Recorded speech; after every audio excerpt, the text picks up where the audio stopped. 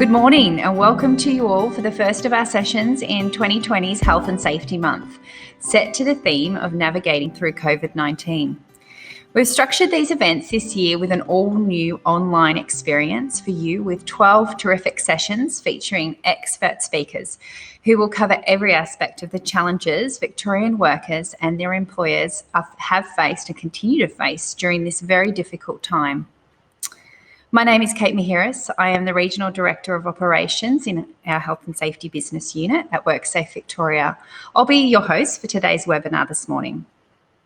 While our program of sessions is virtual this year, we still have the same aims of Health and Safety Month, and that is to keep you informed with all the latest insights and practical information that you can take back to your workplace. Our first session for the 2020 program involves myself today and one very special speaker, the Chief Executive of WorkSafe Victoria, Colin Radford, a job he has held since November 2019. In a 30-year career working within and across the Victorian public sector, Colin has held many senior roles, including most recently before joining WorkSafe as the Chief Executive of the Victorian Managed Insurance Authority. Good morning, Colin. Good morning, Kate. It's great to be with you. Excellent. So we've structured this morning's session as a conversation between myself and Colin that will outline the significant challenges faced by Victorian employers and workers during COVID-19, and particularly how WorkSafe has adapted through this. Please call our advisory service or visit our website where you can access all the update information. So just some housekeeping matters before we get started. If you'd like to join the conversation as part of Health and Safety Month on social media, just use the hashtag HSMonth. And then if there's anything that is top of mind after today that you'd like to get more assistance or support with, you can visit our website. So let's get started. It certainly has been a tough year. Let's begin with some background. WorkSafe Victoria has a crucial role to play in ensuring the health, safety and well-being of Victorian workers. In this time, characterised by turbulence and uncertainty right across the world, Colin, can you please briefly explain to us what WorkSafe does? What is our function during this time? Thanks, Kate. And as I mentioned, it's great to be with you and also with everyone else who's joined us this morning. So thanks for taking the time for this session. WorkSafe is Victoria's health and safety regulator, and we're also the workplace injury insurer. So that means that essentially we have two core roles: to reduce workplace harm, and where workers are injured in the workplace, to support them to return to health, and really importantly, return to safe work, reducing harm, improving outcomes for injured workers. That's really what WorkSafe's all about. Yeah, excellent. Thanks, Colin. I guess just a few months after you took your job, though, here at WorkSafe, that's when COVID really hit.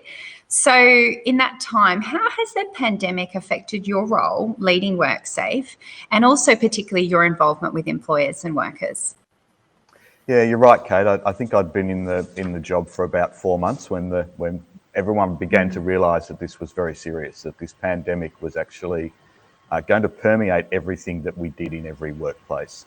So I think what we've done is, as many organisations have, we've had to look at the pandemic through two lenses or two perspectives. WorkSafe is a large employer in its own right, so we have more than 1,000 employees. Our first priority from day one has always been to protect the health, safety and the well-being of our own employees. Above all else, we must protect the health and safety of our own employees first and foremost. We also then have a role to play as the state's occupational health and safety regulator. So we have certain legal responsibilities that we have to discharge as our role as a regulator. And then, as we mentioned, we're also here to support those who have been injured at work to return to safe work and safe health. In terms of working with employers and workers, one of the things I would say is that WorkSafe's always had a very rich stakeholder environment. We work very closely with business, with employer associations, with workers, with unions, with health providers, with insurance agents, all of those different parties, sometimes with a common goal, but sometimes a different view about how we might achieve that goal, have come together in an incredibly collaborative way as we work together to tackle this pandemic. And if I look at a couple of the specific industries, construction, for example, has worked incredibly closely together, whether it be the unions and the employers, the workers directly, the building companies directly, have all had the same goal, which is to manage their workplace safety through the pandemic. And if there's any time where that cooperation, that collaboration between business and its workers, employers and workers, it's now. Working together to get through this. And we've seen it at WorkSafe as well. Our fabulous team of health and safety representatives, our fabulous team of inspectors, everyone involved in our business has come together to support each other, to allow us to protect our own people, but also to fulfill our vital role in the community to reduce harm and improve outcomes for injured workers. That's so positive and really a silver lining in some respects. I guess you've mentioned COVID is a risk to health and safety, and like any other, really. So can you talk a bit more, Colin, about how WorkSafe is specifically seeing that manifest as the pandemic continues? It's been, it'll be coming up to 12 months.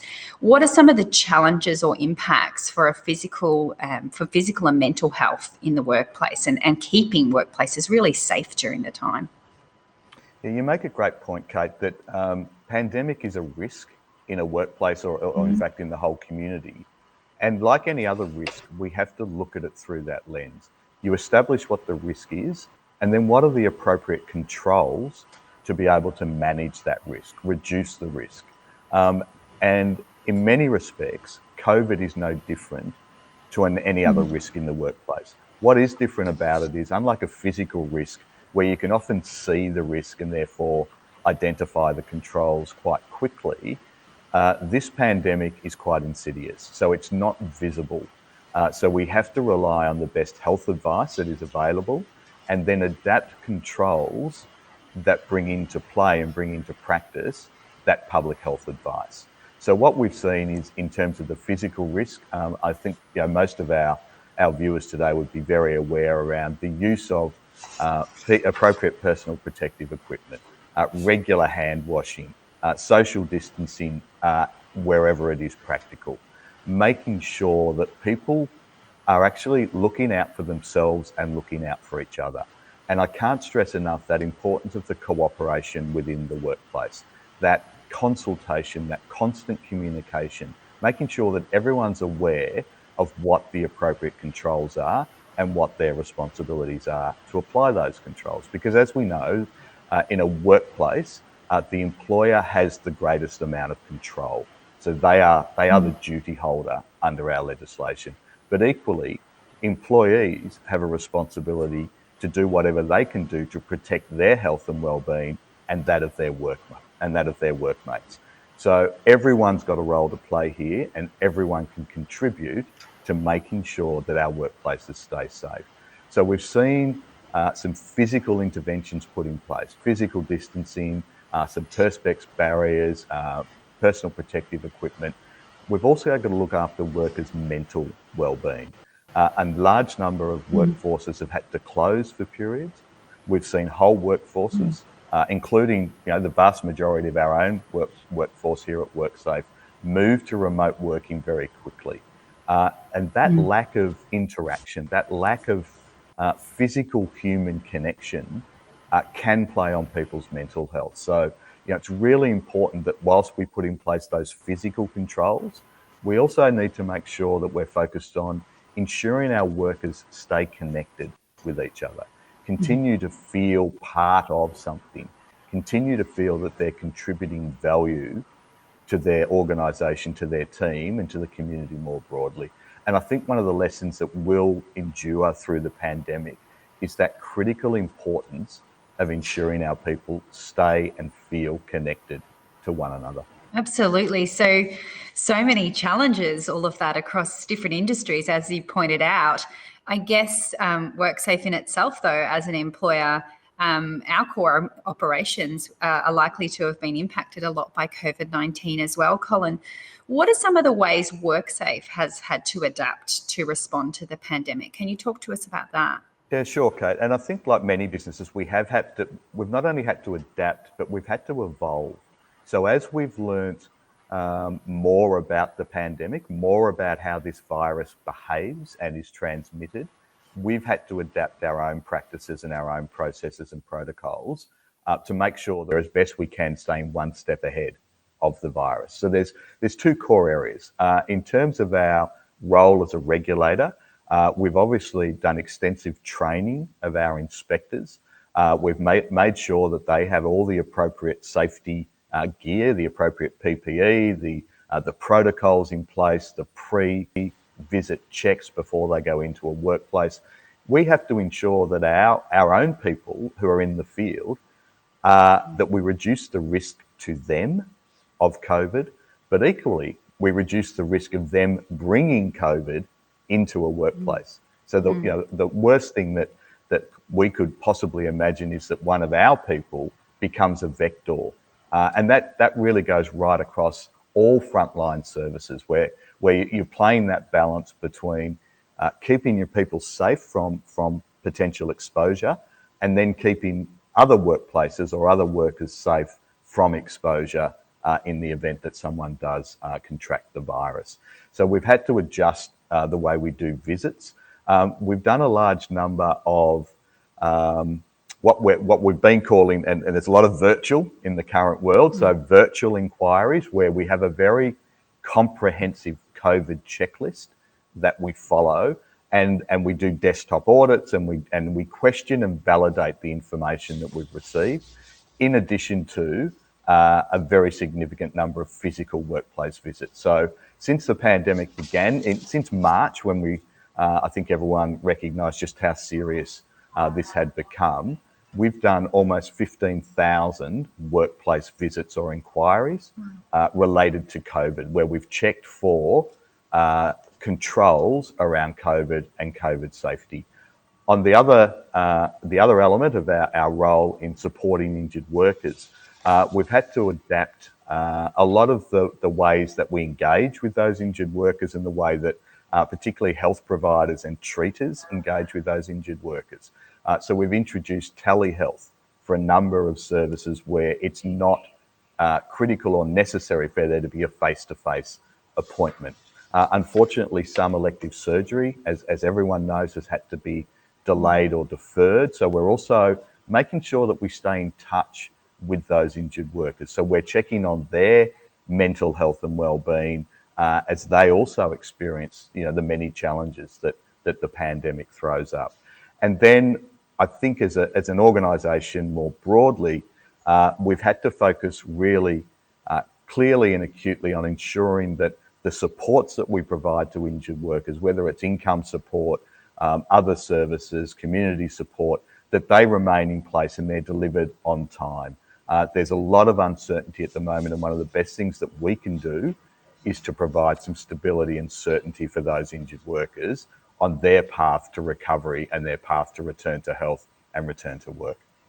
And I guess, we know that COVID is likely to be with us for the foreseeable future. So a lot of messages that you just heard from Colin, are going forward with us for a while here.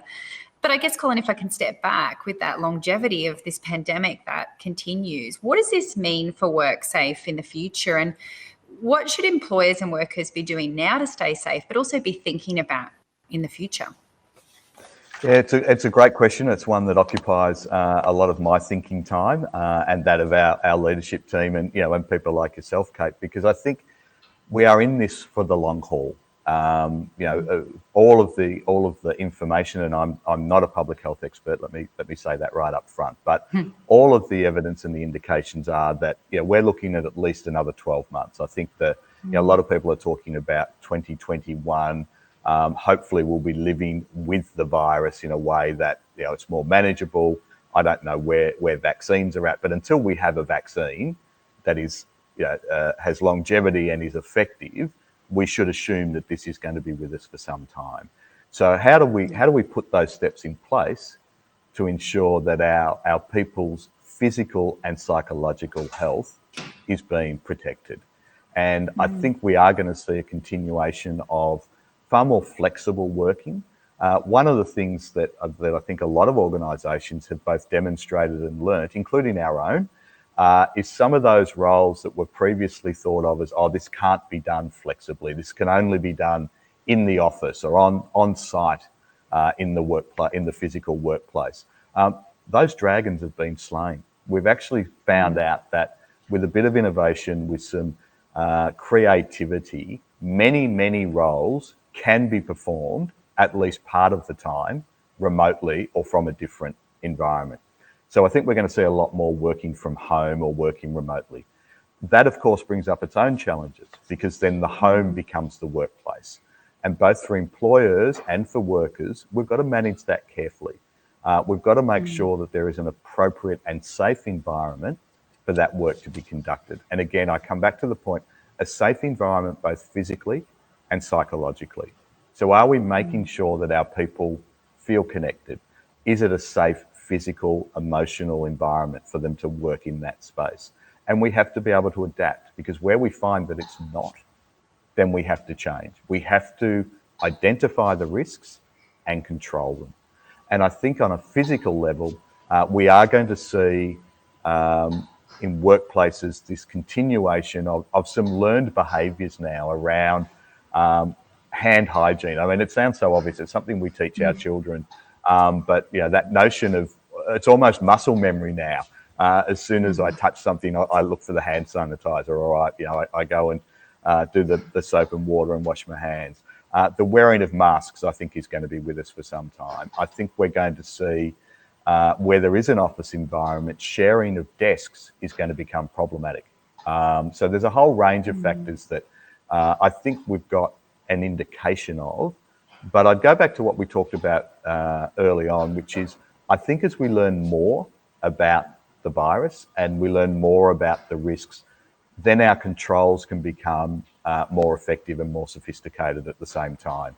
So as our thinking and our knowledge evolves, the way that we respond can evolve as well. And you've mentioned psychological safety a few times now, and I think it's really important for the viewers to really understand what do you mean by that when we talk about the mental health aspects, and why is that so important? But also, what are WorkSafe doing? What are sort of the programs and strategies that we've implemented to help employers through tackling what is quite a complex workplace health and safety issue? Yeah, well, I think as a society we've come to understand mental health and the challenges that it presents much better. And look, it's a good thing that these issues are now being surfaced. The workplace is not immune from the same challenges that society is experiencing when it comes to mental health and well-being. And the pandemic has exacerbated some of those issues. People are nervous, people are anxious.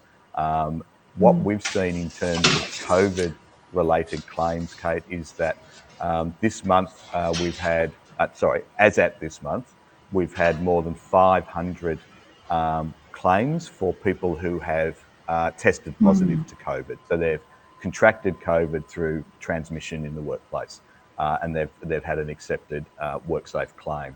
We've also had almost 300 claims where people have nominated COVID as a causal factor, but they haven't contracted the virus.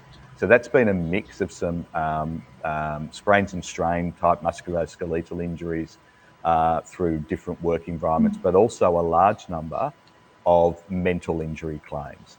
And we're seeing that across the board in the scheme. So even without COVID, the growth in mental injuries, workplace mental injuries, is the fastest growing claims cohort that WorkSafe is dealing with. And we know that some of our frontline workers have very challenging situations, and so post-traumatic stress disorder is a known factor, particularly in our emergency services, our first responders.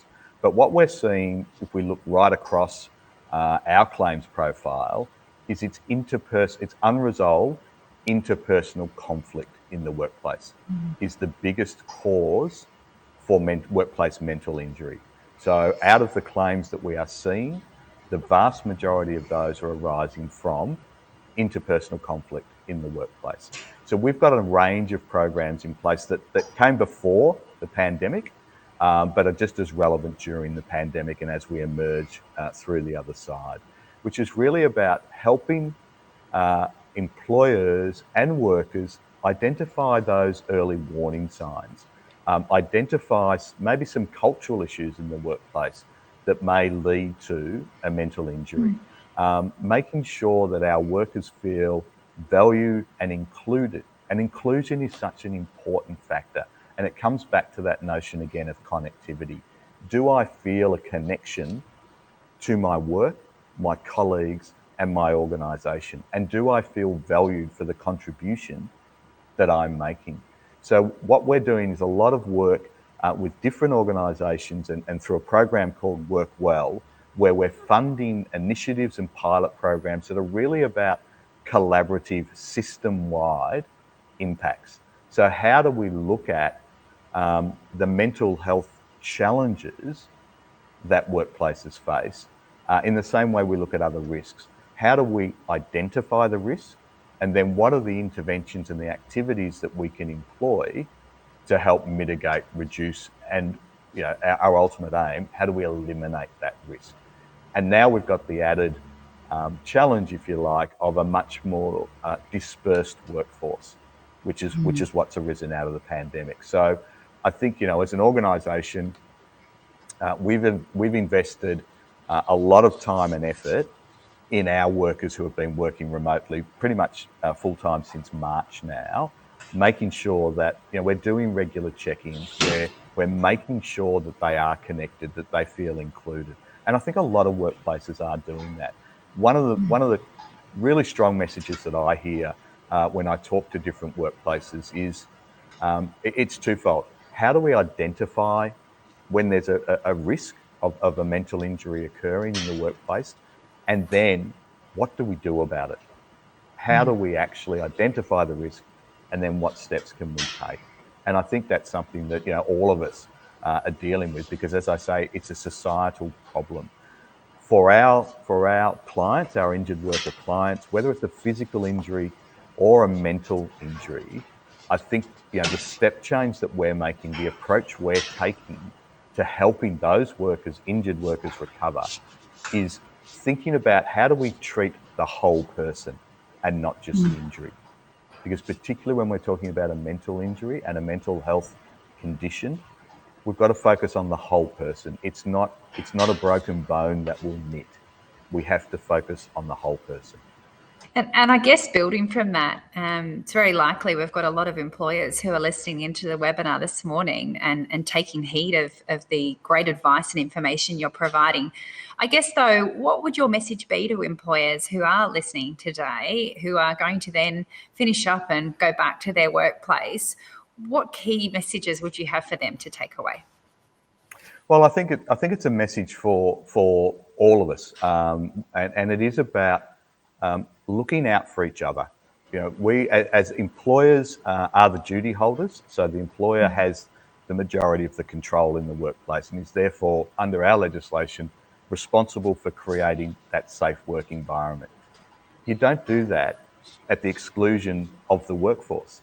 And so, that constant communication, that collaboration, that cooperative approach, I think it's always critically important, but we're seeing it's so important during the current situation where, uncertainty is one of the key factors that can cause, mental health conditions. So how do we provide clarity? How do we make sure that our workers understand what controls we're putting in place, and then the role that they can play as well? And then where there are health and safety representatives in the workplace, where there are structures in the workplace, engage. The notion of the tone from the top and culture is critically important, but you can't mandate culture. I learnt this a long time ago in my continuing growth as a leader. Culture lives and breathes on the factory floor. It's part of the DNA. It's an organic, living, breathing organism in the workplace. And the way that you build the culture that allows people to speak up, that allows people to raise issues, that allows people to propose solutions, is through having that collaborative, cooperative approach. And I think, We've heard a lot about staying the course and staying together. Being apart allows us to stay together, and I think we've got to adopt that in our workplaces as well. So my message would be stay the course, stay connected, and stay communicating both ways, because together we can and we will get through this, but we will only do that by working together. Some really important messages there. I guess one final question from me before we do open it up to the question and answers with the viewers this morning. COVID is front and center. It's hard to sort of ignore it. It's everywhere. It's in the media, it's in our workplaces. And as you talked about, we need to be managing that risk. But we also can't forget our other workplace commitments, our other health and safety risks. And sadly, there have been some fatalities this year. So I guess what's the best way to go about that? What would be your message? You make a really critical point there, Kate. COVID is a risk, and obviously it's front of mind, and it's getting a lot of attention. We have to focus on how we appropriately reduce the risk of harm associated with COVID, but we can't do that at the exclusion of all else. And so, in our role as the health and safety regulator, we have to look at all workplace risks and work with all workplaces to control those risks. And as you just pointed out, this year, this calendar year, 57 people have died at work in Victoria. 57 lives have been lost, either directly in the workplace through course of employment, transport accidents, through illness and disease that emanated from the workplace. 57 of our fellow human beings have lost their lives. So we can't afford to take our eye off the ball. We can't afford to not continue to focus on those risks that are causing workplace fatalities. Falls from heights, crush injuries, transport fatalities in the course of employment. People getting sick at work, whether it's through silicosis or other dust-borne diseases, asbestosis. All of those issues are still with us. And one of the areas where I think we've all got to be particularly vigilant is as we start to see the economy open up, as we start to see businesses that might have been working at reduced capacity or might have been closed for a lengthy period, we're all coming back, we're coming back into workplaces not having done those things that we do intuitively, those safety and control factors that are ingrained, and we haven't been practicing those for a number of months. So I think we've all got to be particularly vigilant and alert to the fact that, for some people coming back into the workforce, we're almost learning again, and we can't just rely on muscle memory. We've got to be incredibly vigilant, and we've got to make sure that, as WorkSafe, as the regulator, and working with our stakeholders, that we're focused on the whole economy. COVID's a very important element of that, but so are all those other risk factors, and we can't afford to let anything slip. We're reaching the end of our webinar this morning to kick off Health and Safety Month. Thank you for all of you who did put in questions. I did flag we probably won't get to them all, unfortunately, but if there's anything that you really are keen to talk about, our advisory service are there, and we'll shortly put up some links to where you can get further information. Colin, before I wrap up with a little bit of housekeeping, are there any final messages you'd like to impart on our viewers this morning? Thanks, Kate. Firstly, thank you for having me. But I think that if I wanted to leave with one message, it is around that connection and cooperation. We've seen extraordinary results through working together within workplaces and across industries and across industry sectors, bringing all of the stakeholders together with that common objective to working safely during and to the other side of this pandemic. And let's continue that as we get past the pandemic in dealing with other workplace risks. Let's continue that level of collaboration and cooperation for all of the different risks to health and safety that we see, particularly around mental health. And one of the ways that I guess I would encourage people who have joined this morning to do that is to stay with us over the next week. We've got a large number of webinars across the next week through Health and Safety Month. Tune in. There's some great webinars, I think one tomorrow on working from home and remote working, tips for both employers and workers on how to do that safely. Stay with us for this period. There'll be a lot of information, and not just from us, and certainly not just from me, but from subject matter experts across a range of different industries and challenges that we're all facing on a daily basis. But the best advice I could give right now would be stay the course. We're going to get through it. Excellent. What a great way to end the webinar this morning. And it is the beginning of a week. Stay with us. So thank you, Colin, for this morning. It's been great chatting. So I said at the beginning, just so you are aware, a copy of this webcast will be available probably towards the latter end of November. So if you want to watch it back or share it perhaps with some colleagues or other networks in industry, it would be really great to bring people along this journey. In a moment on the screen, we're going to put up a list of contacts for you that we've mentioned quite a few times, such as our advisory service. If you've got any questions or anything has sort of prompted further thinking for you today, please reach out and get in touch. We'd really love you to be part of the conversation. So finally, I would just say thank you so much for tuning in today. It's been great having you part of launching this week, and I hope that you stay safe today and have a great day. See you later.